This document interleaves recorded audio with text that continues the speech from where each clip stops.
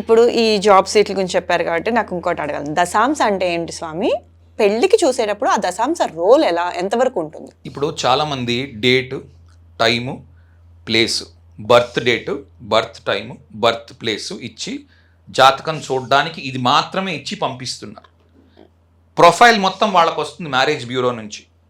అతను ఏం చదివాడు, ఎంత సంపాదిస్తున్నాడు, ఎక్కడ ఉద్యోగం చేస్తున్నాడు, ఆ ఉద్యోగం చేసే చోట జావాలో చేస్తున్నాడా, కోర్ జావానా, డేటాబేసా, లేకపోతే ఎందుకంటే అందరూ ఐటీఏ. ఐటీ లేని వాళ్ళు లేడు. ఎవరినైనా అడగండి, ఐ లేనివాడు ఉన్నాడేమో కానీ ఐటీ లేనివాడు లేడు. కాబట్టి ఏ కోర్ దీంట్లో పని చేస్తున్నాడు, ఆరకిలా, లేకపోతే వెబ్ డెవలప్మెంటా, లేకపోతే గ్రాఫిక్స్లో ఉన్నాడా, యూఐ డెవలప్ చేస్తున్నాడు, ఇలా రకరకాలు అన్నిటికీ సిగ్నిఫికేషన్స్ ఉన్నాయి. D10లో వాళ్ళు ఇచ్చిన టైము కరెక్ట్ అయితే అది కనిపిస్తుంది, నీకు చూడడం రావాలి. ఓకే, నేను ప్రయత్నం చేస్తుంది దాని గురించి. నవాంశ అయిపోయిన తర్వాత నేను దశాంశ చేద్దాం అనుకున్నాను, కానీ మన వాళ్ళకి ఇంకా కొన్ని నక్షత్రాల మీద క్లారిటీ లేవని సెకండ్ లెవెల్ నక్షత్ర అయ్యాక దశాంశ అదే నేర్పించబోతున్నాను. ఎందులో ఉంటే అతను ఇన్ఫ్రాస్ట్రక్చర్లో ఉంటాడా, బ్యాంకింగ్లో ఉంటాడా, రీటైల్లో ఉంటాడా, అమెజాన్ లాంటి కంపెనీలో పనిచేస్తాడా? అమెజాన్ లో వాళ్ళు ఏంటి ప్రొవైడ్ చేస్తారు, స్పేస్ ప్రొవైడ్ చేస్తారు, cloud space. So cloud space మీద పనిచేస్తున్నాడా? అమెజాన్ లాంటివి చాలా కంపెనీస్ ఉన్నాయి, ఓకే, క్లౌడ్ స్పేస్ అమ్మేవి. సో అమెజాన్ లో పనిచేస్తున్నాడా? ఇవి మనము చెక్ చెయ్యాలి అస్ట్రాలజర్ గా.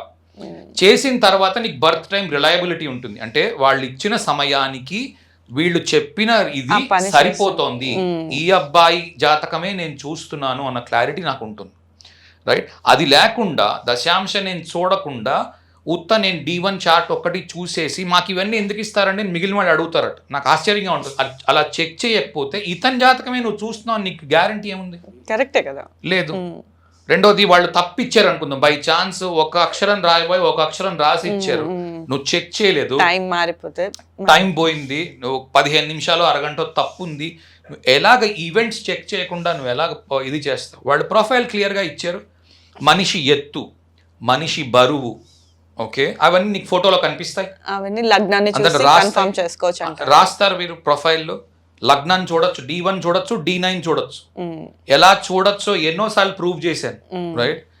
అవి చూసుకొని ఇంత ఎత్తు, ఇంత లావు ఉన్నాడు, ఇంత బరువు ఉన్నాడు, మనిషి చూడడానికి స్ఫురద్రూపి, జాతకం చూస్తున్నాం, ఈ అబ్బాయి మంచి స్ఫురద్రూపం అంటే బందోబస్తుగా ఉన్నాడు, లావుగా పొడుగ్గా ఉన్నాడు, అవునండి అలాగే ఉన్నాడు.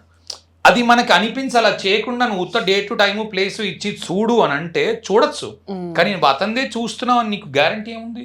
లేదు. లేనప్పుడు దెబ్బ తినచ్చు, అదృష్టం బాగుంటే బాగుండొచ్చు, లేదంటే పెద్దగా దెబ్బ తినచ్చు.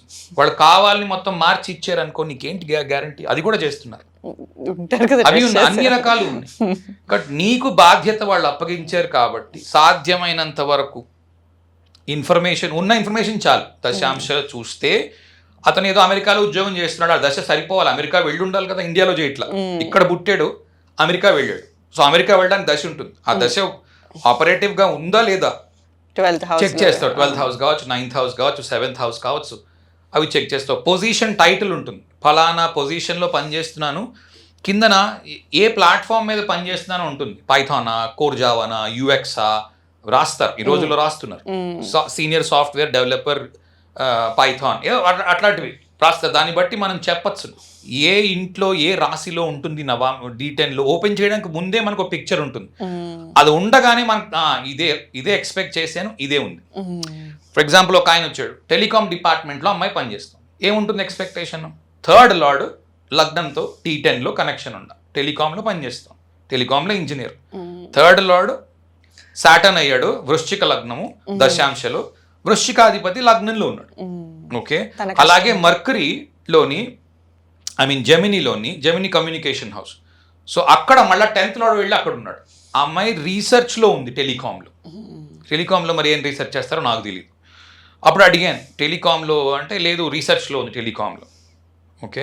సో అలా పట్టుకోవచ్చు, సో అది సరిపోతుందా లేదా ఇది అమ్మాయి అక్కడ రాసి ఉంటుంది, నువ్వేం పెద్దగా ఏం ఎక్స్ప్లోర్ చేసే ఎక్కర్లేదు. మొన్న చెప్పారు మీడియాలో ఉంటే ఈ ఈ కాంబినేషన్ కాంబినేషన్స్ వస్తాయి. థర్డ్ హౌస్ కాంబినేషన్ మీడియా కూడా అవుతుంది. కాకపోతే మీడియాలో నీకు కెమెరా పట్టుకుంటున్నావు, షూటింగ్ చేస్తున్నావు అని అంటే మాత్రము సన్, రాహు అట్లాంటివి నీకు 7th హౌస్లోనో 1st హౌస్లోనో కనిపిస్తాయి, కనిపించకుండా ఉండవు. సో వాటిల్లో నుంచి నువ్వు చేసే ప్రొఫెషన్కి నువ్వు ఇచ్చిన జాతకానికి పోలిక ఉండాలి. ఆ పోలిక లేకుండా మాత్రం జాతకం చూసేసి నవాంశ చూసేమో చూడలేదో తెలియక రెండోది పెద్ద పెద్ద పిండికట్లు పెట్టేసి చెప్తున్నారు.